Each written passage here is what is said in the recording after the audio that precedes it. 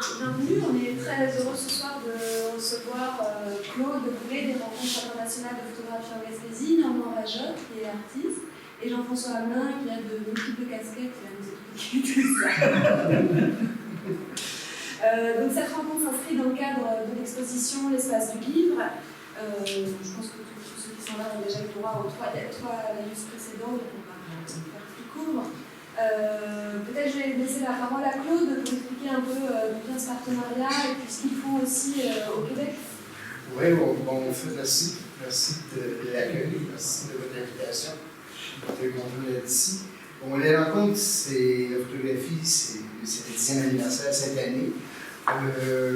Bon an, maintenant, on accueille entre 25-30 artistes par année, donc on intervient sur 800 km, un parcours de 800 km, beaucoup d'installations extérieures.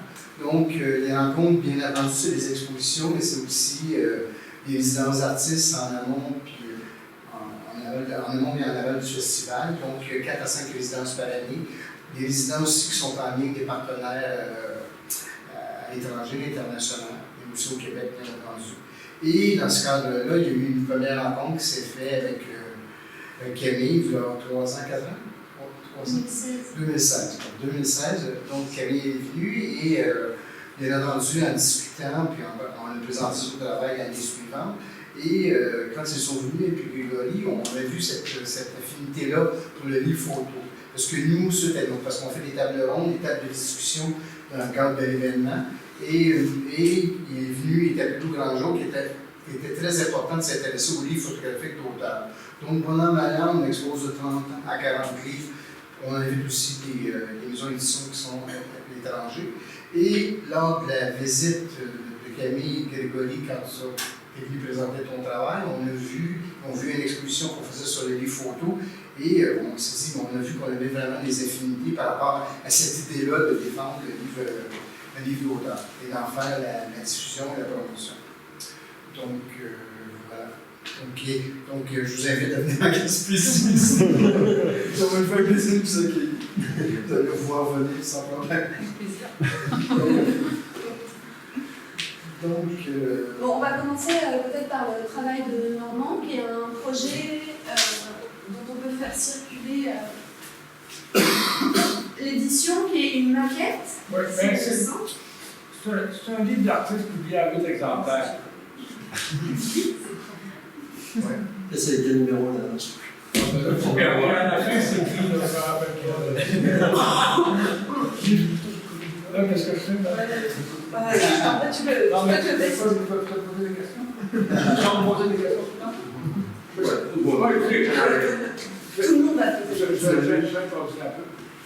Moi, ça fait depuis le début des années 80 que je travaille en forêt, en fin de compte. Je travaille, je me vois pas tellement comme quelqu'un qui fait du paysage, mais plus comme quelqu'un qui est dans le paysage.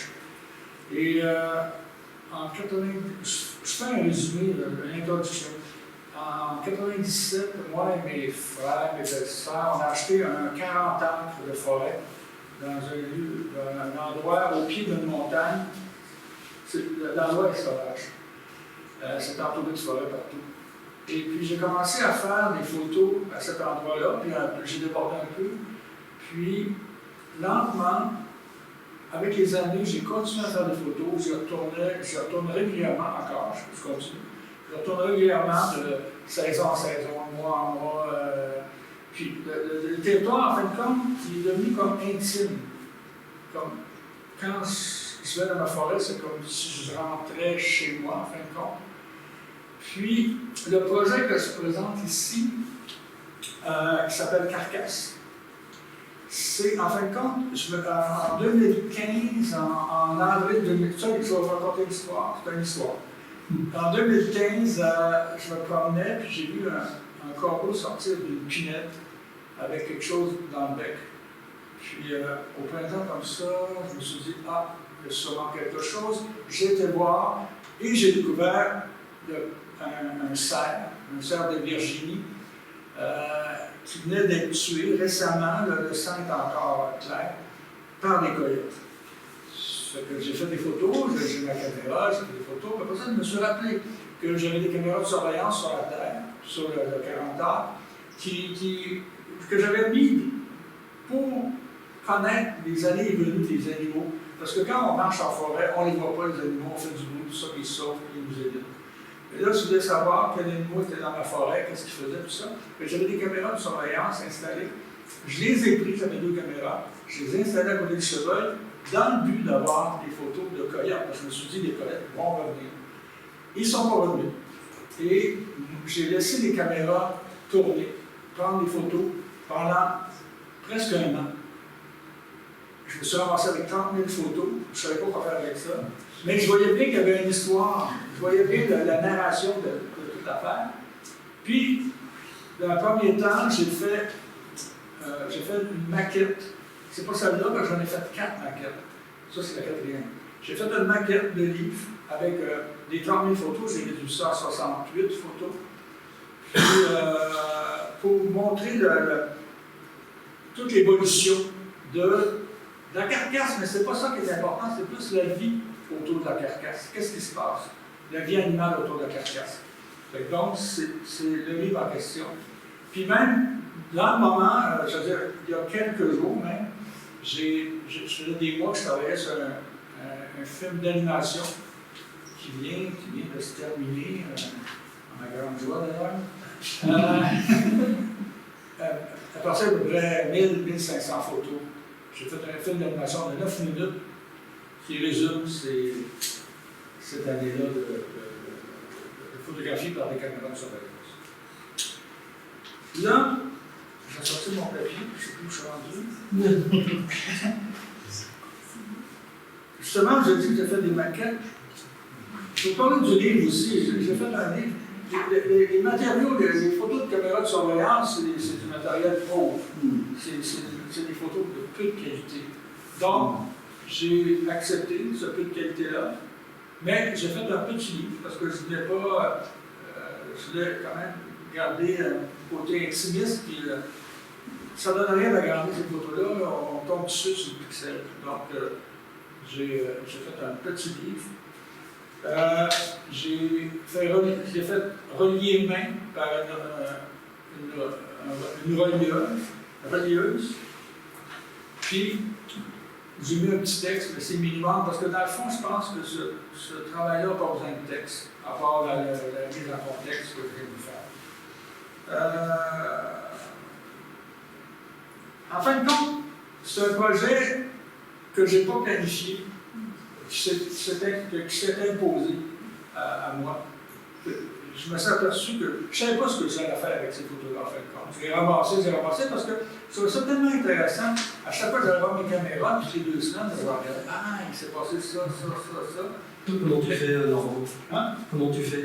Tu Là, laisses enregistrer? Les caméras de surveillance, c'est des petites cartes SD. D'accord. Fait que chaque 2 semaines, j'y allais, j'enlevais la carte SD, je regardais ce qu'il y avait.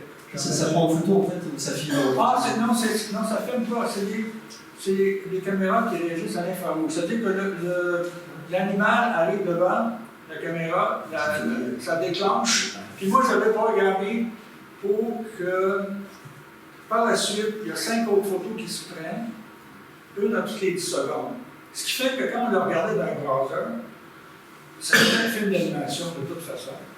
C'est pour ça que j'ai ramassé autant de photos. Puis,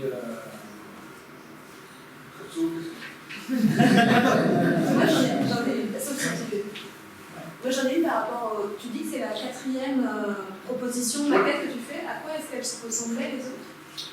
C'est-à-dire que c'était le design graphique qui changeait. Ce n'est pas nécessairement les images. Les images, ça restait les mêmes, le design graphique. J'ai fait une maquette qui était plus grande, avec les images plus petites, beaucoup de blanc autour. Puis je suis venu, cette dernière-là, j'ai laissé juste une petite lisière de blanc autour de l'image pour vraiment laisser toute la place à l'image. Puis en regardant ça, puis en jasant avec un éditeur, j'ai le goût d'en faire un autre maquette. Là, je vais la faire main, vraiment en main. Là, c'est vraiment un livre d'artiste, là, je vais faire vraiment une maquette. Des photos collées dans pour avoir une idée. Puis il y a 68 images, puis j'en mettrais 120, dans le fond. Parce que ça mérite plus d'images. Ah. Et tu voulais pas relier au coup de cheval? Ah, ben là, la peau, il restait plus grand-chose. Ouais, C'est plus grand-chose. Puis, ça en dit plus d'autres choses que ça. OK. Non, est-ce que vous avez des questions? Moi j'ai une question que je t'ai déjà posée à Québec. Oui, Je vais essayer de mieux la formuler. d'accord.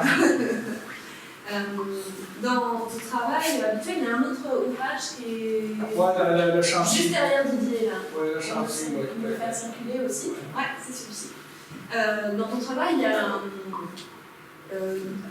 c'est quelque chose qui se fait avec beaucoup de lenteur, Oui. beaucoup de contemplation. Oui. Et là, avec ce projet-là, il n'y a même plus d'acte photographique. Et parce que c'est plus toi qui déclenche, tu Non. le laisses à des machines. Non. Et est-ce que c'est quelque chose aussi que. Enfin, je sais pas, comment tu prends ça en charge, le fait que tout d'un coup tu es plus responsable de ce qui se passe? Très bonne question. Est-ce que Je privilégiais l'acte photographique, je privilégiais le fait de prendre la photo, et c'est pour ça que je ne savais pas trop quoi faire avec ces photos-là. Parce que pour moi, mais je me suis rendu compte d'une chose, c'est moi qui ai placé les caméras, c'est moi qui ai fait le carrelage, c'est moi qui ai fait le choix des images. Donc, j'interviens dans le processus, mais c'est pas moi qui pèse sur le déclencheur. Et est-ce qu'en termes de temporalité aussi, ça crée quelque chose? Ça veut dire que tu reviens moins souvent sur les lieux, mais que du coup le lieu est aussi beaucoup plus autonome. Ben, c'est que le monde que j'ai capté en faisant ça, je ne l'aurais jamais vu. C'est un monde animal qui est un peu étrange, parce que c'est quelque chose qu'on ne peut pas voir. Parce que ça, là, c'est 1 an, 24 heures sur 24 pendant 1 an, les 30 000 images. C'est quelque chose que c'est impossible. On peut peut-être s'installer là pendant 1 nuit, 2 nuits, 3 nuits, mais. Les échos ne viendraient pas, en tout cas peut-être. Là. Mais donc, c'est comme si je rentrais avec les caméras de surveillance. En fait, j'espionne. Mais c'est comme si je rentrais dans un monde qui m'est complètement étranger. Parce que quand je me promène avec ma caméra, c'est moi qui contrôle la prise de vue. C'est moi qui choisis. Puis, le hasard n'est pas là. Le hasard est là parce que je peux tomber sur quelque chose sur lesquels je ne m'attends pas. Je veux dire, c'est pas un hasard si je fais sur le bouton, sur le déclencheur. Dans ce sens-là, c'est pour ça que j'ai pris du temps avant de faire quelque chose avec ça. Ça a pris un certain temps, je me décide, parce que je considérais ça pas. Je considérais que ce n'était pas un travail très personnel, parce que ça avait été fait avec des caméras de surveillance. Mais comme je viens de dire, aujourd'hui, je considère que c'est un travail personnel, parce que c'est moi qui ai décidé de mettre les caméras de surveillance. C'est moi qui ai décidé de les laisser 9 mois. C'est moi qui ai choisi le cadrage, puis c'est moi qui ai choisi les images. Donc, je suis intervenu dans le processus. Et donc, on imagine que les silhouettes, parfois, qu'on voit, c'est toi. Des fois, oui. Des fois, oui, parce que pour ajuster la caméra, je plaçais la caméra, puis j'allais me mettre devant pour bouger. Puis, souvent, on me voit. On te voit, on monte à la tête coupée. Ouais, c'est ça. Mais... On ne sait pas si c'est toi ou quelqu'un d'autre, ou un chasseur. Ou... Ouais, c'est ça. Mais en parallèle, en fait, aux caméras qui roulent pendant 9 mois, tu y retournes avec ton appareil. Tu as quand même fait des photos, toi, en parallèle. Oui. Mais moi, à chaque fois que j'y allais, je cherchais les photos de mes caméras de surveillance, j'avais ma caméra et je prenais des photos. Donc, j'ai le processus. D'ailleurs, dans le livre en question, il y a 4 photos faites avec ma caméra que je voulais intégrer dans le processus. Donc, j'ai des photos du processus faites avec un appareil numérique moyen format, hyper précis, qui n'a aucun rapport avec la qualité des photos faites avec des caméras de surveillance. C'est un peu ça. Et je continue toujours à faire des photos. J'en ai fait il y a 2 semaines. Moi, ça fait 22 ans que je fais des photos sur ce terrain-là, puis c'est devenu comme... j'ai fait plusieurs projets, plusieurs séries, puis je suppose présentement à Montréal, une partie de ces photos-là. C'est ça. Est-ce que tu travailles beaucoup sur la question de la trace aussi? J'ai travaillé beaucoup sur la catégorie, moins c'est ainsi, mais j'ai travaillé beaucoup en 97-98. Parce que j'avais eu une subvention pour photographier, puis j'avais présenté un projet, puis j'ai dévié dans le sens que je me suis dit, oh, c'est peut-être la dernière subvention que j'ai, il faut faire ce que j'aime. C'est ça, je me suis dit, moi, en nature, la vie, là, elle ne vient pas du ciel, elle ne vient pas du haut des arbres, elle vient du sol. J'ai photographié le sol, mais j'ai vraiment découpé. Je photographiais des traces d'animaux, des traces de présence. Puis, on voyait jamais le ciel, il n'y avait pas de perspective dans mes images, c'était des aplats de découpe de terrain. C'est comme ça que j'ai commencé. Par la suite, ça a évolué un peu. Puis chaque fois que je fais une nouvelle série, je constate que j'évolue dans ma pratique. Parce que l'évolution du territoire, le territoire sur lequel je travaille depuis 2 ans, il a changé. Puis il change à point de vue végétatif, animal, puis saison, tout ça. Et moi aussi, je change. Parce qu'il y a des choses qui m'intéressaient en 97, 98 qui ne m'intéressent plus. Ça ne me tente pas de me répéter. Donc, il y a des choses qui ne m'intéressent plus. Donc, je cherche toujours à trouver quelque chose que je n'ai pas encore perçu, des choses que je vois, mais que je ne réalise pas l'intérêt de. Je m'intéresse à des choses que. J'essaie de trouver la formulation, mais. J'essaie de trouver des choses nouvelles à chaque fois. C'est difficile de marcher toujours au même endroit puis voir des choses nouvelles ou voir des choses que tu n'as pas encore perçues. Puis c'est ça, ma quête, c'est marcher au même endroit et essayer de voir ce que je n'ai pas encore perçu. Puis c'est pas facile, mais en même temps, c'est un beau défi. Fait que moi, je trouve ça intéressant. Puis aussi, le fait que pour moi, moi, je m'en tiens vraiment au réel, dans le sens que j'essaie, quand je fais une photo, il faut que ça se rapproche le plus possible de ce que j'ai vu, le rendu final. Parce que pour moi, la fiction, la réalité souvent dépasse la fiction. Puis, donc, c'est pour ça que je veux que ça se rapproche le plus du réel. Je ne veux pas qu'on sente un effet photographique. Je considère, c'est sûr que la photographie, c'est pas le réel, on s'entend, mais je veux que ça se rapproche de ce que j'ai vu dans ce. Je veux pas. Pour toi, là, c'est réel. Ah. Ça c'est le réel. Ben, c'est le réel fait avec une caméra de surveillance, donc c'est pixelisé, c'est un peu impressionniste, un peu comme rendu. Donc, ce que je fais avec ma caméra, c'est 50 mégapixels, moyen format, tu peux compter les brins d'herbe. C'est pas pareil. Ça c'est quelque chose, souvent aussi, comme là, il y a de la buée qui se formait sur la caméra, puis je les ai gardées quand même, ces photos-là, même si c'était un peu en buée, tout ça, ça donnait un effet. Mais ça, on fait comme ça, c'est pas. Est-ce que tu n'arrêtes pas la photo après ça? Hein? Est-ce que tu n'arrêtes pas la photographie après ça? Après ce travail? Non, je continue. Pas du tout. Ah, ça fait vraiment comme ça. On peut pas aller au-delà de ça avec ce sujet-là, mais on peut peut-être trouver une autre façon, un autre sujet qui peut creuser dans. Je prends un sujet et je le creuse. Donc, ça, je pense pas qu'on va faire quelque chose avec les caméras de surveillance. Ça m'étonnerait que je fasse quelque chose. Parce que je trouve que ça, il y a plein de gens qui font des photos avec des caméras de surveillance en forêt, chez les animaux. J'en ai plein aussi de photos d'animaux faites avec des caméras de surveillance. Mais ça, c'est un récit. Ça, c'est ça qui est intéressant, c'est le récit. C'est pas nécessairement des photos de caméras de surveillance. C'est le récit qu'il y a là-dedans. C'est ça qui m'intéresse. Comment ça se fait que parfois on a des conditions? Parce que j'avais 2 caméras, une à peu près à ce niveau-là, qui visait le cerf, puis une dans un arbre qui qui étaient en plongée. Puis je les ai laissés là, je n'ai pas bougé la caméra non plus. Puis je les ai laissés là tout le long. Et du coup, si c'est un travail que tu devais présenter, comment tu montrerais ce travail? Une exposition? En exposition, je présenterais probablement. J'ai pensé à quelque chose comme l'épaule-vélo.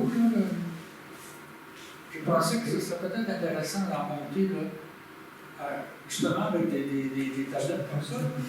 Un l'épaule-vélo, là, qui aurait 10 mètres de long.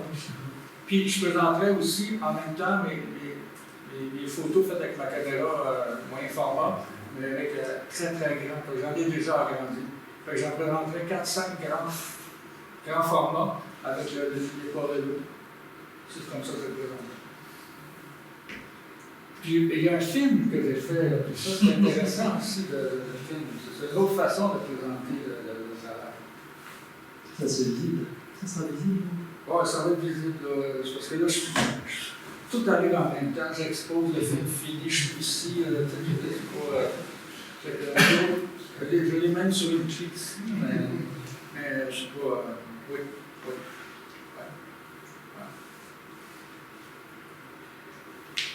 En fait, quand c'est un projet que je trouve qui a amené beaucoup de choses dans ma pratique et qui est un projet que je trouve riche, puis que je peux présenter sous plusieurs formes. C'est ça. La photo que je fais, c'est pas une photo naturaliste. Je pense que c'est pas une question d'identifier des phénomènes comme tel. Mais j'ai publié un livre qui s'appelle Comme un murmure. Puis c'est vraiment, là, c'est vraiment des détails comme vous dites, parce que je ne l'ai pas avec moi. Je l'ai vu un petit peu sur le site. Bon, c'est ça. J'ai travaillé là-dessus, oui. Mais j'ai travaillé là-dessus, mais après ça, je suis allé ailleurs. Je me promène, j'explore diverses facettes. Puis je me dis tout le temps, à chaque fois que j'y vais, puis depuis 1998, c'est comme ça, je me dis tout le temps, j'ai fait le tour, c'est fini. Puis là, je me suis construit une petite cabane là, sur la 40 hectares. Puis quand j'y vais, je vais dans le bois, puis j'amène ma caméra, puis quand je rentre dans le bois, c'est comme magique. Je rentre dans quelque chose, puis là, c'est comme un envoûtement, puis je continue.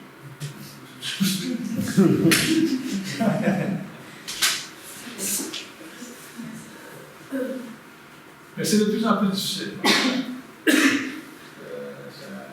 Ça resserre.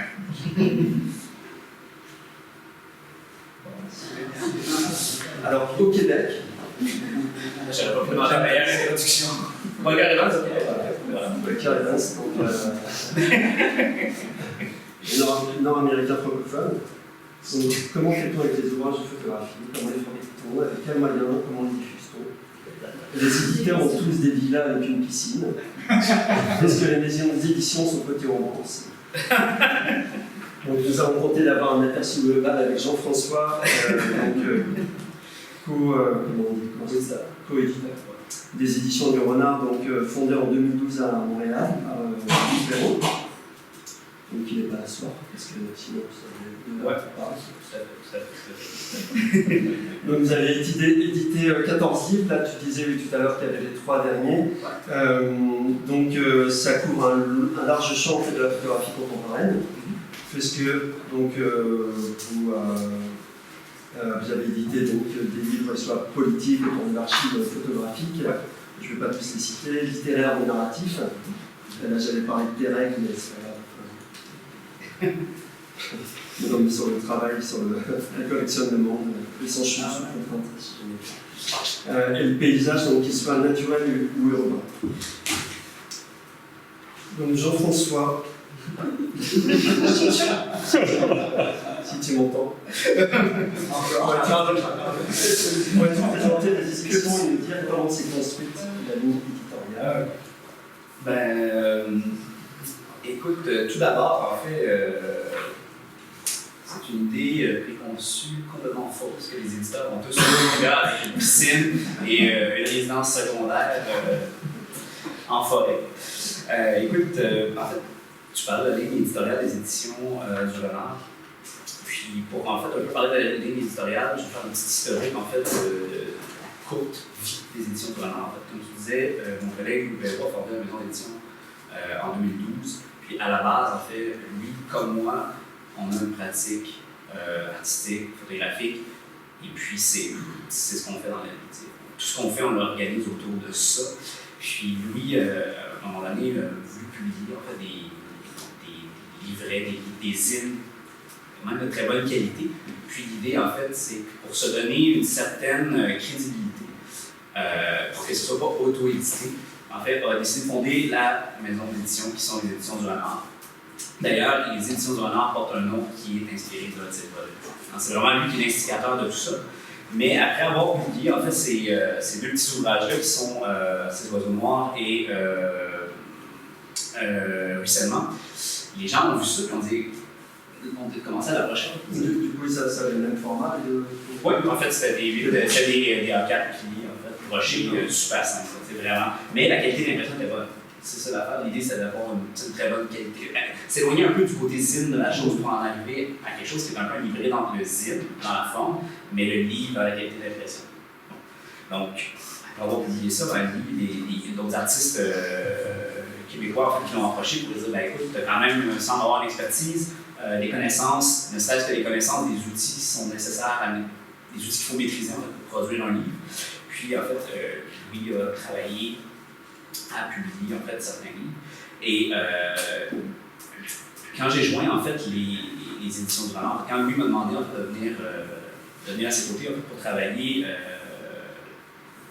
aux différents ouvrages, puis travailler en fait aux éditions du Renard, bien, c'est l'une des premières discussions qu'on a eues, c'était la question de la ligne éditoriale. Si on regarde l'éventail en fait des publications, c'est sûr que les premiers ouvrages, c'est un petit peu éclaté parce que bon, on est un peu à tâtons, on cherchait des choses, les gens viennent, les projets t'intéressent, on se dit on peut publier. Vous êtes deux en plus. Ouais.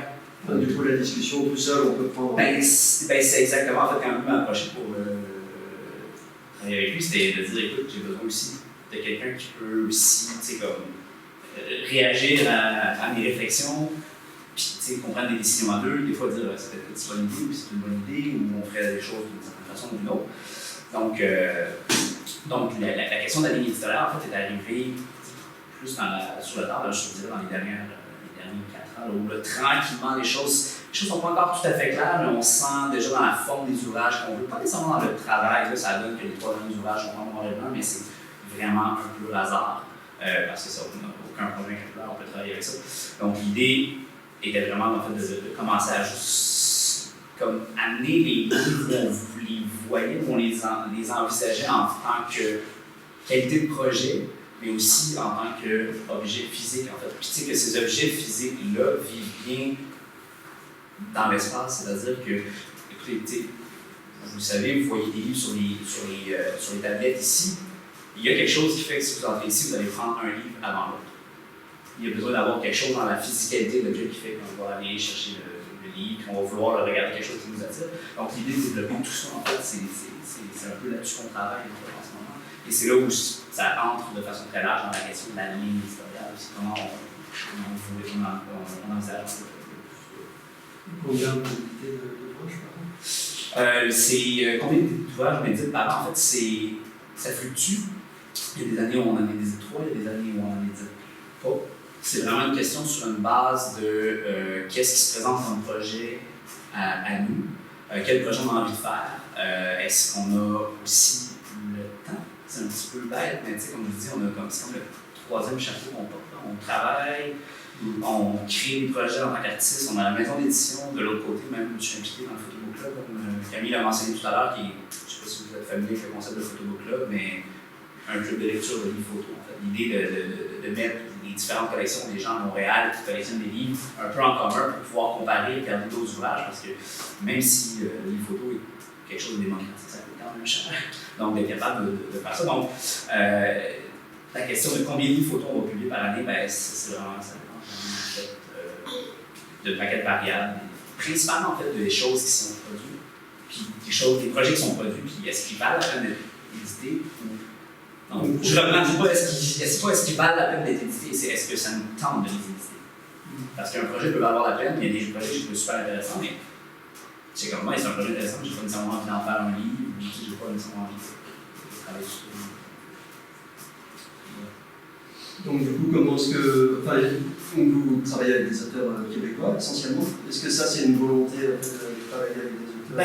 Est-ce que vous êtes essayé de trouver des travaux qui viennent d'ailleurs? C'est sûr qu'en fait, il n'y a aucun problème en fait, à travailler avec des artistes qui ne sont pas du Québec. Ça donne que, évidemment, il y a une volonté aussi de supporter le travail en fait, des créateurs, je veux dire locaux, au niveau de la province ou canadien, si on peut. Puis il y a aussi une chose qu'on a remarqué avec le temps, c'est l'expérience de travail. Si je travaille avec quelqu'un qui habite dans une géographie relativement près de chez moi, la relation, la discussion sur la production du livre se fait vraiment bien. Il y a des gens avec qui on a travaillé où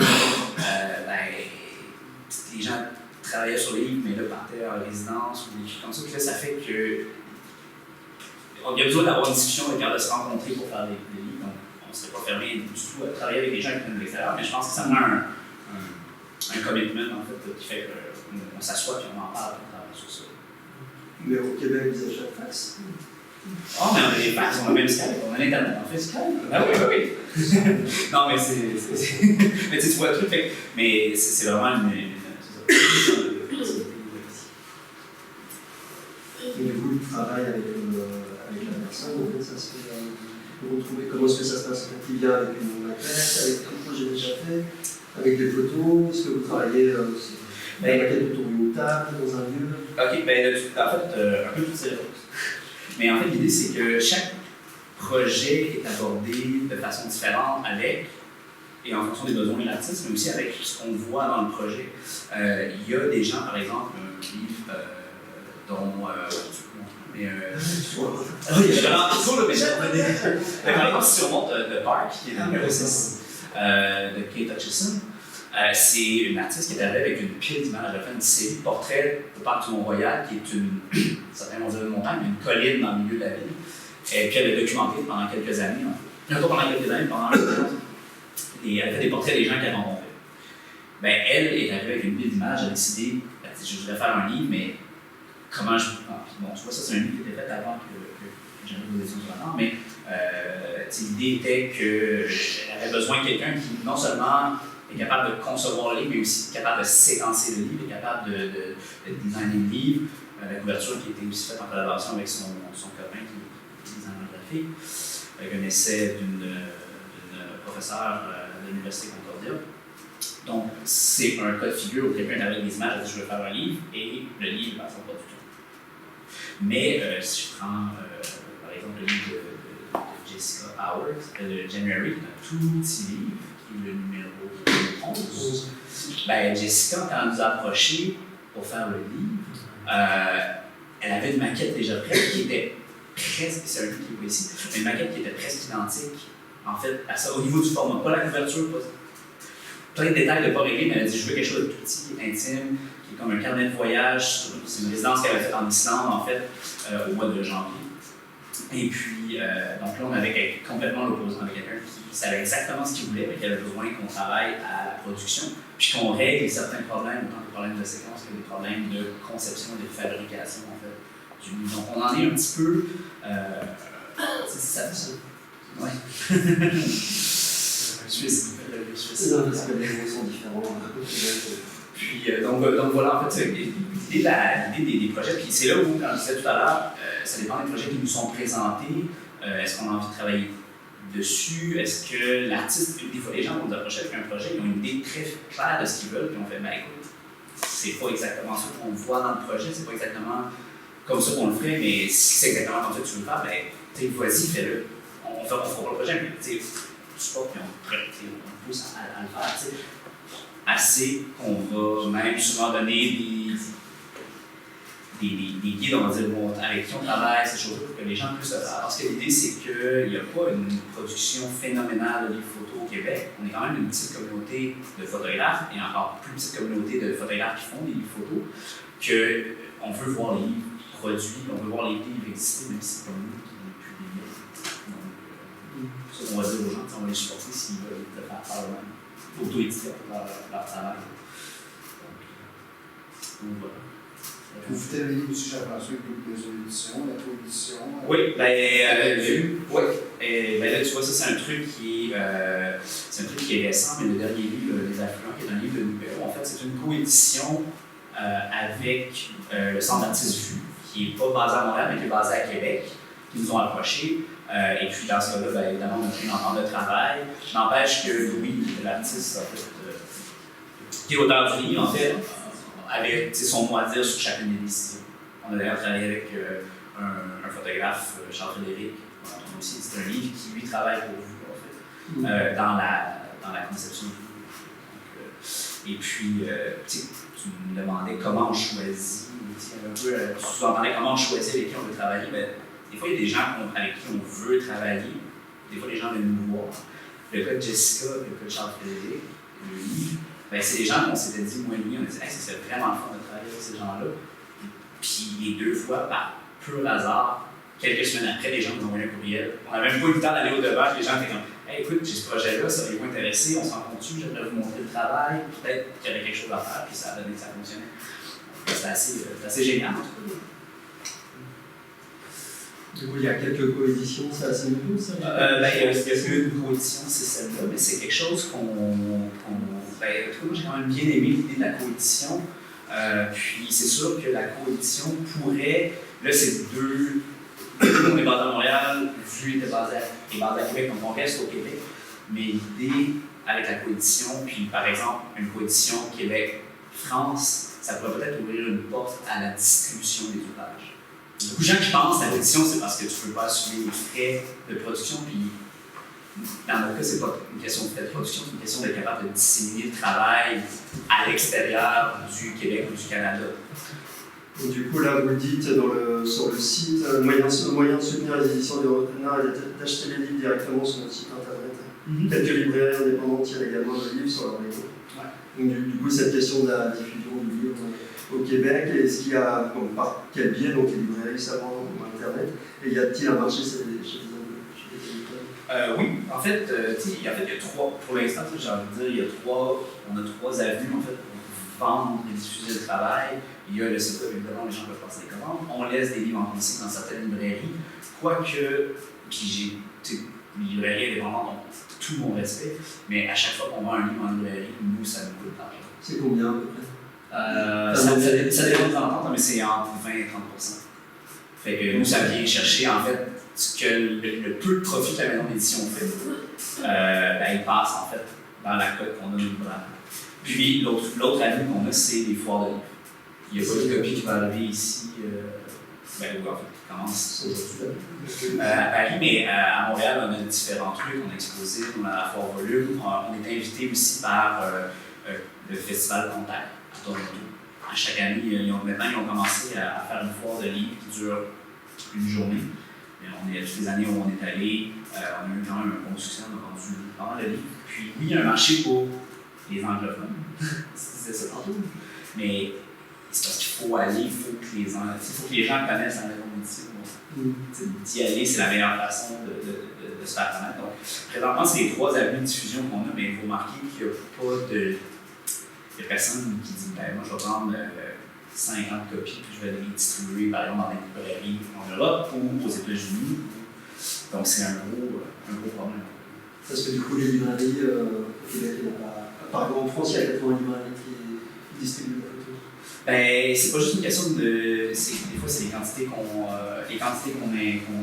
d'ouvrages qu'on a. Des fois, il y a certains distributeurs qui vont décider qu'eux, ils ne distribuent pas s'il n'y a pas minimum 1000 copies ou 2000 copies du livre. Donc, déjà, par contre, on n'est pas dans ce registre-là. Et deuxièmement, au niveau de la distribution, les distributeurs prennent une cote qui est phénoménale, qui ferait qu'un livre que vous achetez, un livre qu'on va vendre 50 $ canadiens, 180, 85 $ canadiens, parce que pour pouvoir pallier à la cote que le distributeur se prend pour eux. Donc, c'est un problème qui. Je pense que c'est un problème qui est juste local. C'est pas typiquement montréalais. On a discuté avec d'autres gens, d'autres distributeurs, puis tout le monde, on est un peu. Quand on est des petites maisons d'édition, on a ce problème. Et du coup, il y a un réseau des maisons d'édition au Québec? Non, mais il y a beaucoup de maisons d'édition. il y a quoi? Il y a 3 maisons d'édition, les éditions Cominac, il y a les éditions Cayenne, puis il y a les éditions du ouais. Nord. Vu, il faut faire attention au centre d'artistes, vu, effectivement, ils font une maison d'édition, mais eux, ils font partie d'un regroupement d'institutions muséales. Ils ont aussi du financement pour faire les livres, chose auquel nous, on fait ça, comme maison d'édition indépendante. Donc, les livres, ils peuvent les vendre moins cher, ils peuvent les diffuser plus facilement, ils peuvent même les diffuser après, puisque c'est dans leur mandat de diffuser des ouvrages. Ouais, donc voilà. C'est nous, on a le cas aussi d'ouvrages qui sont On fait nous aussi. au tir pour Exactement. Il n'y a pas du tout d'aide pour les éditions indépendantes. En fait, pour les maisons d'édition indépendantes, il n'y a pas beaucoup d'aide. Puis, il faudrait qu'on s'enregistre en tant qu'éditeur d'art. Mais éditeur d'art, ça implique de produire un certain nombre de livres par année, qui est un livre un peu dérisoire face à la quantité et aussi la qualité des choses qui vont être produites. À un moment donné, on ne peut pas produire des livres uniquement pour dire qu'on atteint le quota nécessaire pour la subvention, puis que la moitié des livres, on y croit même pas. Il y a un petit peu ça. Là. C'est un projet qu'on fait de cœur, de tête et de sueur, parce que on fait pas d'argent avec la maison d'édition. Mais si en plus il faut qu'on se mette à défendre des livres qui sont des livres qu'on trouve pas intéressants, c'est un peu paradoxal. Puis aussi, je pense que le gouvernement, en fait, c'est un gros débat aussi, c'est que le gouvernement, en fait, le Conseil des arts et des lettres devrait donner un autre statut aux livres franco, aux livres d'art. Parce qu'en ce moment, le livre est financé, puis là, la Société de développement économique en fait, c'est un rapport qui est comme au cinéma, comme l'aspect économique. Donc, à partir de ça, puis on n'est pas du tout dans l'aspect économique dans ce genre de travail-là. Et il a devenu expliqué. Donc, moi, je pense qu'il y a un travail à faire de fond. Moi, j'ai déjà fait des rencontres avec la SODEC là-dessus.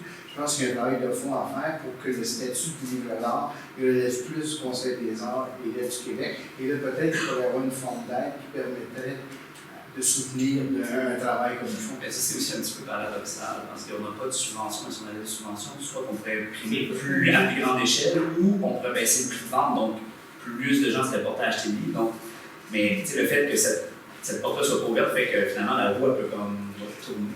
Puis l'autre chose, je pense aussi, c'est que on nous parlait aussi ensemble avec Camille, c'est tout, puis avec toi aussi, c'est que cette idée-là aussi des plateformes pour faire connaître le livre, comme on a ce soir, comme on l'a fait le passé, comme on l'a fait au Québec. Je pense qu'il faut essayer de les multiplier, mais peut-être aussi penser à des lieux où on pourrait rejoindre le plus grand nombre de monde. Tu sais, vous faites soit dans une bibliothèque, un truc comme ça, parce qu'au fait, il y a comme tout un travail de fond à faire pour faire connaître le livre, puis faire connaître les auteurs.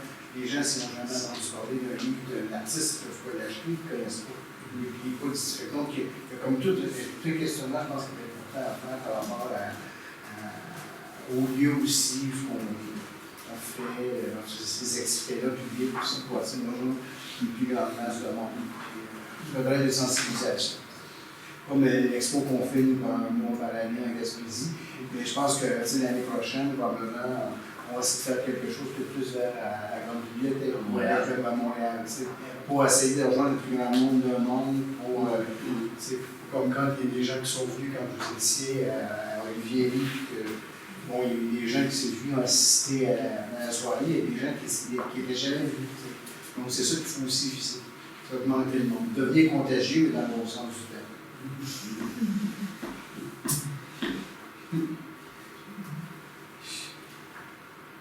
Des questions, je ne sais pas si. Oui, c'est des questions. Parce que là, on est comme tombé dans un aspect très technique du livre, en fait. Mais, tu sais, c'est un truc qui tu sais, évidemment, nous tient à cœur. Autant lui, moi, je veux dire, on a des collections de livres photos. On achète le livre parce que, tu sais, on voit le livre, en fait, comme une. Je vais répéter parce que j'ai dit en entrevue avec.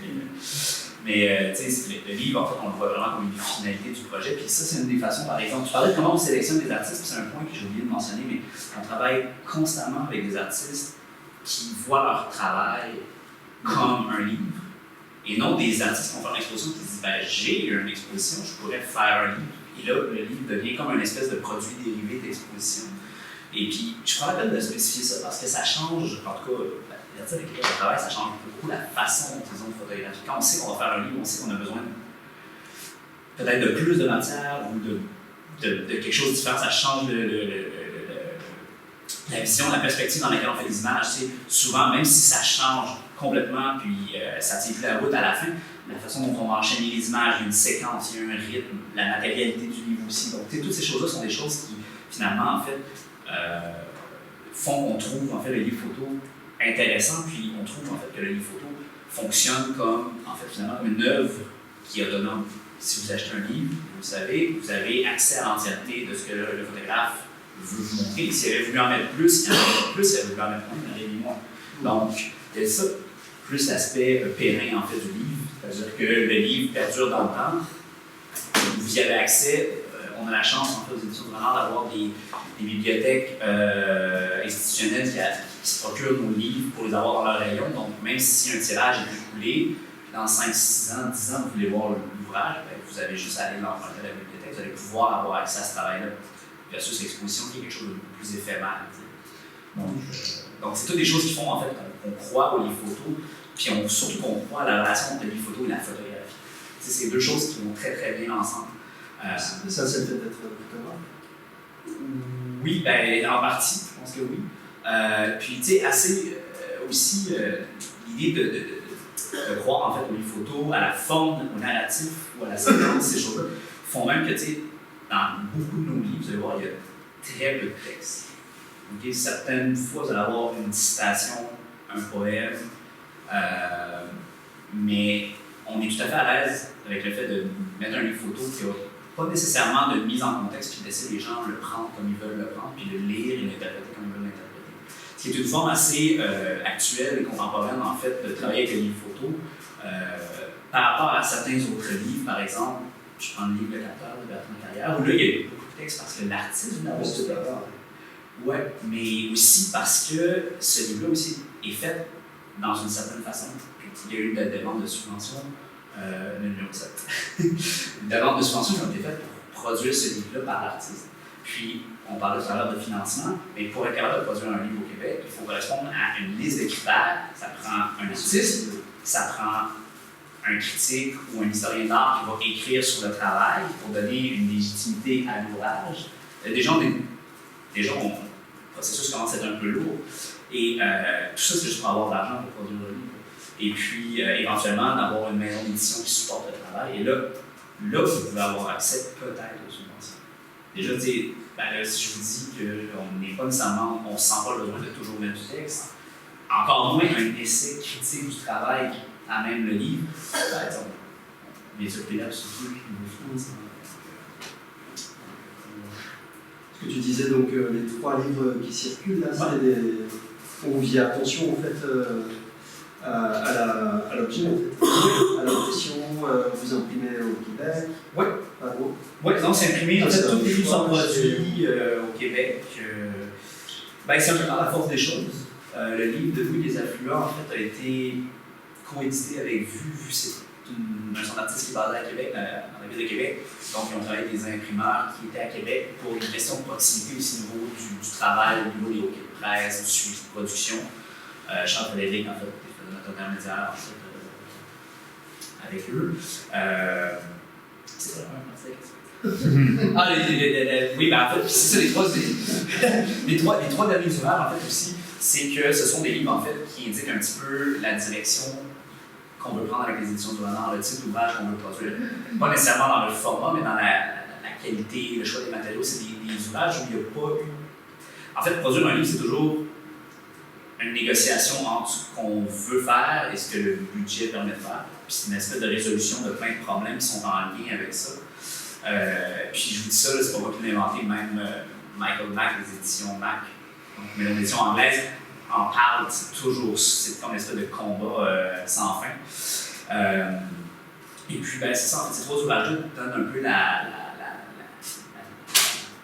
le pouls, en fait, de ce qu'on veut faire comme prochain livre. Des livres qui sont physiquement aboutis, où on n'a pas nécessairement fait trop de concessions, ou du moins pas des concessions qui font qu'on a l'impression que l'ouvrage n'est pas anonyme. Les 3 livres sont exactement comme on veut qu'ils soient, physiquement construits. Voilà. Des questions. Vous avez des questions? Donc, alors, page 26. Oui, c'est ça. Est-ce qu'il y a un livre en particulier, je sais pas, qui a une histoire ou Ils ont tous des histoires. c'est sûr.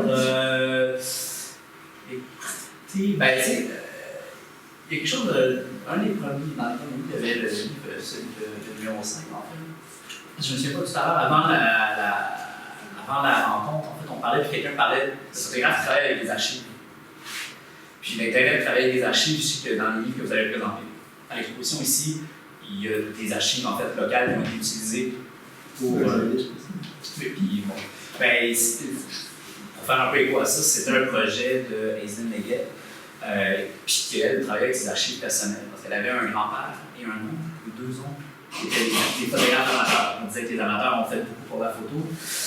Puis elle avait décidé d'aller piger en fait, dans toutes les archives qui étaient des archives familiales qui étaient discartées par ces photographes-là. Parce qu'étant des photographes amateurs, hein, discartées, donc qui étaient mises de côté en fait, qui avaient été comme rejetées parce que elles ne correspondaient pas au canon d'une bonne photographie. Floue, mal cadrée, la règle des tiers pas respectée. Puis elle en a fait un ouvrage, en fait, qui est, ma foi, hyper intéressant. Puis les images sont vraiment belles, puis qui ont une poésie, en fait, qui est probablement mieux que si elles étaient tous parfaites selon les dogmes de la photographie amateur. Donc, je trouve c'est quand même assez intéressant. Puis, ça va en profiter pour rebondir sur la discussion sur les photos d'archives qu'on avait tout à l'heure. Je n'osais pas te poser la question. Non, mais voilà, c'est. Du coup, elle écrit, c'est ça?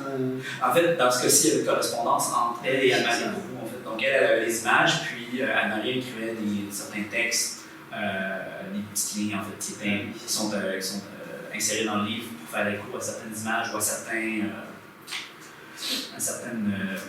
passages, en fait.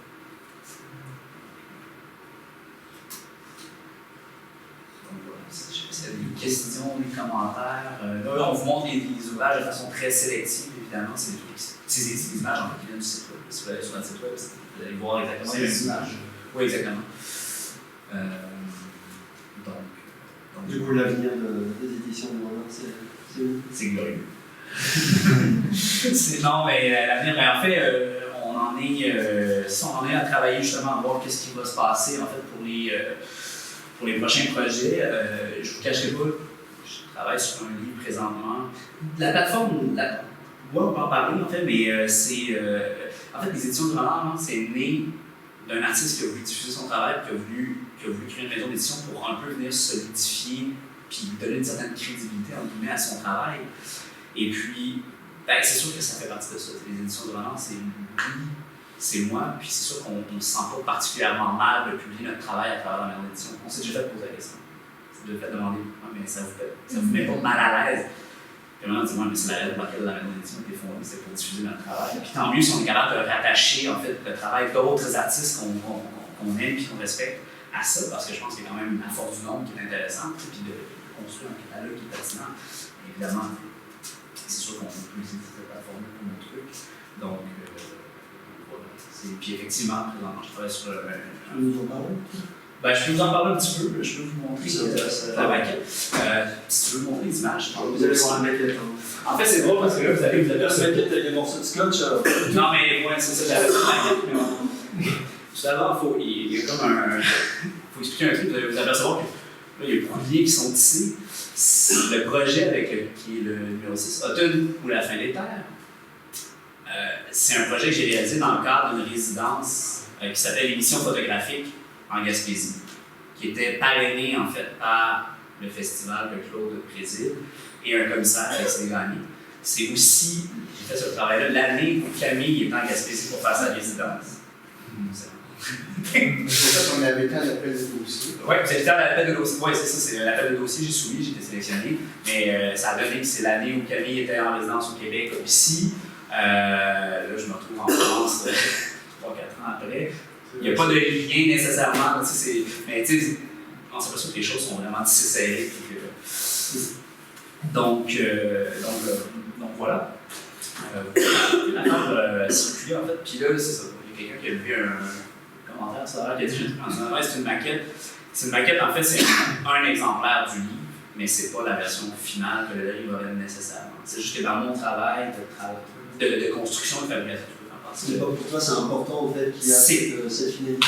C'est parce- la matérialité. oui, parce qu'en fait, on parlait de maquettes, on parlait de séquences, je veux dire, c'est des images qui ont vécu sur un mur, puis normalement, il va pouvoir en témoigner, mais quand on fait une maquette, on met des trucs sur un mur, on fait des séquences, on organise des choses, après ça, on essaie de les mettre à l'ordinateur, de se créer un livre plus ou moins fictif pour voir si les images vivent bien ensemble, si ça fonctionne. J'ai imprimé les images en version, ce livre-là existe en version peut-être carte postale, toute petite version, tout est broché ensemble. En fait, puis ça, il en existe plusieurs versions de tous les formats avec différentes séquences. Donc, à un moment donné, j'ai senti qu'il y avait quelque chose qui fonctionnait, puis j'ai juste décidé d'aller jusqu'au bout pour voir de quoi aurait l'air cet ouvrage-là s'il était publié, parce que j'avais aussi des idées au niveau des matériaux, j'avais des idées au niveau du design de la couverture, au niveau. Donc, je me suis dit, il faut que je produise ce livre-là jusqu'au bout pour être capable après ça de dire, ben, il existe, je l'ai sorti du système, là, je suis capable de réfléchir. Tu sais, je peux commencer avec une page blanche pour voir si ça, il y a d'autres avenues possibles. Donc ça, c'est l'idée de pourquoi cette maquette-là n'est pas une maquette. Elle n'est pas la maquette qui tient avec du scotch tape et de la graphe. Là. Mais il y en a des boîtes. Tu sais, j'en ai une boîte de maquettes qui tiennent pas vraiment, en fait, qui sont vendues une masse d'images mélangées. Et puis, rapidement, pour parler du projet, en fait, le projet a été produit dans le cadre d'une mission photographique qui voulait une documentation, en fait, puis une interprétation du territoire québécois. C'est quelque chose qui se déplace d'une région à l'autre. Puis la première année, l'itération de cette mission photographique-là se passe en Gaspésie. Puis ma proposition, en fait, c'était de regarder le paysage, mais d'essayer en fait, l'idée était de dire comment on fait pour comprendre le paysage. Comment on fait pour comprendre que le paysage a l'aspect qu'il a, en fait. Puis, c'était de mélanger, en fait, des images de paysage, en fait, puis des images de science. En fait, j'ai suivi des géologues, j'ai suivi des cartographes, un paquet de disciplines, en fait, on appelle ça des gens qui, pas des paléontologues, mais des fossiles, ces choses-là, des laboratoires qui analysent les matériaux, des anciens laboratoires. Géologue. Oui, des géologues, des géographes, des anciens guides, des anciens ingénieurs miniers. Donc, l'idée, en fait, était de dire, écoutez, pour avoir une compréhension globale du paysage, en fait, c'est quelque chose qui a besoin de preuves tangibles, parce que l'idée d'aborder le paysage à travers l'histoire géologique, c'était ça la prémisse. Les choses se passent tellement de façon lente, l'évolution du paysage est tellement lente qu'il faut qu'on s'accroche à des données qui sont un peu abstraites pour comprendre pourquoi ça a l'air de ça. Puis essayer d'envisager de ne pas avoir le paysage dans plusieurs siècles, hein, parce qu'on parle de temps géologique, donc de temps qui sont très, très, très présents. Puis l'idée, en fait, c'est de mélanger ces images de paysage avec toutes les autres. Vous avez des images, des objets qui sont des objets qui servent, des objets scientifiques qui servent à la mesure, des différents aspects du paysage. Après ça, vous allez avoir des images de laboratoire, d'infos. Donc, c'est créer une espèce de casse-tête, une espèce de mélange de tout ça pour aborder la question de l'histoire, en fait, puis du vécu, puis de l'histoire géologique, en fait, du paysage. Donc, c'est la proposition que j'avais faite, vraiment, elle était bonne. J'ai été sélectionné. C'est ça. Puis, vous voyez les images, en fait, qui sont le résultat de 2 mois et demi de prise de vue sur le terrain. Et du coup, Jérôme, la semaine dernière, disait que vous avez fait la résidence sur un an, et c'était un temps où vous trouviez. Oh oui, mais il a dit un an, j'ai fait une résidence, c'était pas très long, sur un an, je sais pourquoi. Puis tu sais, moi, c'est 2 mois. Non, c'est pas, on n'est pas dans le. Il faut comprendre aussi que ceux qui sont allés en Gaspésie le savent, on s'est calmé les gorilles, mais tu sais, le territoire est vaste, là. C'est immense. C'est 800. Fait que, tu sais, 2 mois et demi à faire des allers-retours sur le paysage, pour rencontrer les gens, faire de la photographie, ben, ça passe quand même vite. Comment t'as fait en fait? Tu as fait plusieurs fois, tu restais là-bas? Non, en fait, j'ai eu la chance, en fait, il y avait la bourse qui venait avec la résidence, puis j'ai pris mes allocations d'hébergement, en fait, puis j'ai fait du temps. Fait que j'ai été capable d'étirer mon budget, un budget qui était 3 semaines, je l'ai étiré sur 2 mois et demi. Il faut être. En fait, il y avait 2 artistes qui avaient été choisis, Jean-François et Sarah Tremblay. Et au fait, notre objectif, quand on a relancé, encore là, c'est né d'une réflexion au niveau d'une table ronde. On s'est dit qu'on voulait relancer l'idée de photographier le Québec, le paysage Québec contemporain, avec le commissaire Alexis Desgagnés. Et là, donc, on a réussi à relancer l'émission photographique cette année. d'une nouvelle artiste qui est venue, qui s'appelle Chloé Monlac, qui est en train de photographier la région de Laurentides. Donc, l'objectif, c'est vraiment de photographier l'ensemble du Québec. Puis Jean-François, c'est ce travail-là, puis en plus, mais si un livre qui s'en vient, ça va être génial. Mais il y a un truc qui est important de souligner, c'est qu'au Québec, on est, je sais qu'en France, en particulier, la question de la mission photographique, historiquement, c'est un fait assez établi. Au Québec, ça n'a jamais été fait. Donc, il y avait l'idée d'Alexis avec ça. C'est comme ça, c'était d'essayer de mettre en branle quelque chose qui va pouvoir laisser des traces à une certaine époque, quelque chose d'un peu comme ça, mais évidemment pas de contraindre des choses en faisant des projets qui sont uniquement et purement documentaires. Mais laisser la place aux artistes d'interpréter aussi un peu ce qu'ils vont voir. En fait, il y a eu des tentatives. En fait, il y a eu des premiers photographes comme Gabard Zgazi. En fait, on peut dire quand Gabard s'adressait à Charles Leroy, il disait que c'était une mission photographique à la limite. Après ça, bon, il y a Benoît Aquin qui a fait aussi quelque chose en collaboration avec l'Espace F. Tout ce qui s'est fait dans la revue C'est ça, exactement. Donc, oui, il y a une tradition d'émissions photo, c'était qu'on dirait que ça n'a jamais tout rassemblé. Donc, je pense que... Oui, ça n'a jamais été formulé de cette façon-là. C'était des initiatives un peu indépendantes, un peu... C'est des initiatives comme ça ou individuelles, donc voilà. Et ça, c'est des images comment ça se met en place après? Après, c'est diffusé le travail, c'est gardé quelque part dans un institut. Par rapport aux missions, par rapport aux photographies. Ben, tu vois, c'est des choses qui ne sont pas tout à fait résolues. En fait, c'est sûr que ces images-là, on va voir vivre. En fait, dans le projet de base, c'est de monter aussi une banque. En fait, de constituer une banque d'œuvres qui fait en sorte qu'on pourrait avoir d'où le nouveau partenaire qu'on est allé chercher pour monter cette espèce de collection-là qui reste des traces. Et bien entendu, après ça, des gens comme des artistes comme Jean-François qui pousse à la réflexion un peu plus loin, on voulait en faire un livre, mais c'est super intéressant. C'est ça, donc. Pour bondir un petit peu, on disait le livre est comme dans une certaine forme. S'il y a une affaire aussi on parle de coédition, mais l'idée, c'est sûr que ça pourrait être intéressant d'avoir une coédition qui est capable d'amener un certain nombre de copies de ce livre-là ailleurs. Puis je pense qu'il y avait l'idée aussi d'en faire un objet qui est assez attrayant, ou du moins qui montre un peu d'aller voir un éditeur avec des feuilles qui ne tiennent pas vraiment ensemble, puis qui sont dans la boîte, puis tout tombe. Ouais, ben, ça peut fonctionner, mais ça peut aussi jouer contre toi. L'idée était aussi d'avoir quelque chose qui disait, de dire, ben, regarde, c'est pas nécessairement le produit fini, c'est pas exactement le livre parfaitement comme je le ferais, mais ça donne une idée de comment je vois cet objet-là en fait, dans le futur. Je pense que ça peut aider à fascinant comme cet objet-là, c'est fascinant parce que c'est dans les mines, c'est ça, on creuse. Des carottes de forage. Des carottes de forage, il y a une lecture du paysage qui est assez intéressante. Il y a un artiste qui a exposé, c'était beau, des carottes comme ça. De Babouche. C'était. De Babouche. Ah, de Babouche, c'était super.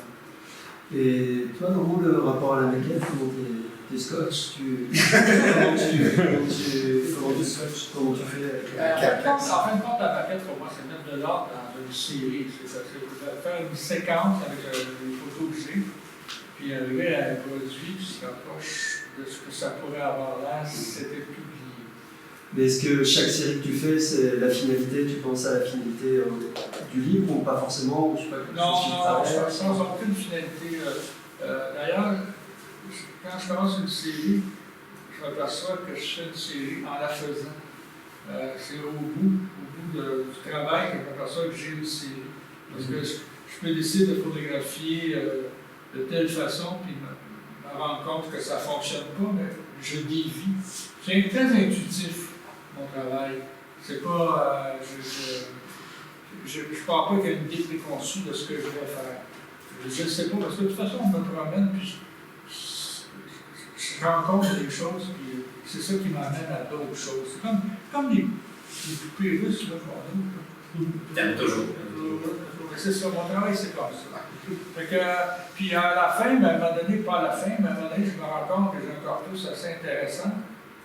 Puis là, je mets de l'ordre dans mon corpus, je lui donne une séquence, je construis une séquence. Ça m'aide aussi à passer à autre chose. Comment tu fais? Tu le fais chez toi? Tu je fais des petites photos de cette dimension-là. Puis avec ces petites photos-là, je fais des choix. je pars à peu près avec, disons, 80 photos, je fais 840. Puis, je fais une séquence, puis j'imprime une maquette, une première maquette. Ensuite, je travaille pour arriver à un produit plus fini. Puis, comme je l'ai dit tout à l'heure, ça m'aide à couper. Comme le chantier que j'ai fait, c'est à propos des castors qui sont venus s'installer sur la terre. Puis, on a fait un barrage, ils ont inondé, puis je les ai suivis pendant 2 ans. Puis, à un moment donné, quand ils n'étaient plus là, les castors, donc mon projet s'est terminé. J'ai fait une maquette de ce projet-là, puis je suis tombé. Je suis allé vers autre chose. C'est une façon de mettre des points finaux dans mes séries. Parce que sinon, je continue tout le temps. Mais moi aussi de passer à d'autres choses. Alors, je profite peut-être de passer à d'autres choses pour vous proposer de continuer la conversation dans la cuisine. Je pense que l'heure a bien avancé. Merci beaucoup. Merci.